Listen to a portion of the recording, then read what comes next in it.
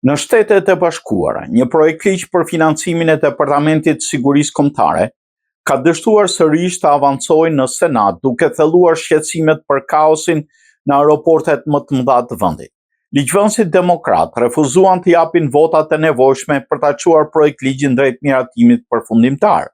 Udhëheqësi i shumicës demokrate në Senat, Chuck Schumer, deklaroi se do të propozojë një masë alternative për të financuar vetëm administratën e sigurisë të transportit, e njohur si TSA, e cila merret me kontrollin e pasagjerëve dhe bagazheve. Por dhe kjo nismë pritet të dështojë, ndërsa Senati mbajti një seancë të rrallë të gjatë fundjavës. Ndërkohë, prapas skenave, përpjekjet për zgjidhjen e ngërçit janë intensifikuar. I dërguari i Shtëpisë së Bardhë për çështjet kufitare Tom Homan është takuar për të dytën ditë të radhës me një grup senatorësh nga të dyja partitë. Demokratat kërkojnë ndryshimin në mënyrën si agjentat federal zbatojnë ligjin e migracionit pas vrasjeve me armë të Alex Preti dhe Rene Good në Minneapolis.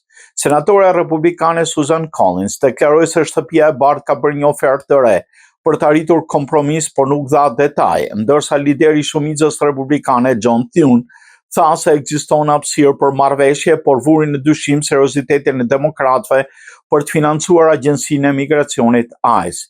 Situata ka ndikuar drejt për drejt në aeroportet amerikane ku janë krijuar radhë të gjata për shkak të mungesës së stafit. Edhe pse shumica e punonjësve të TSA-s konsiderohen esencial dhe vazhdojnë punën, ata nuk po paguhen gjatë këtij bllokimi financiar. Si pasojë, mungesat në punë janë shtuar, duke shkaktuar vonesa të konsiderueshme për udhëtarët.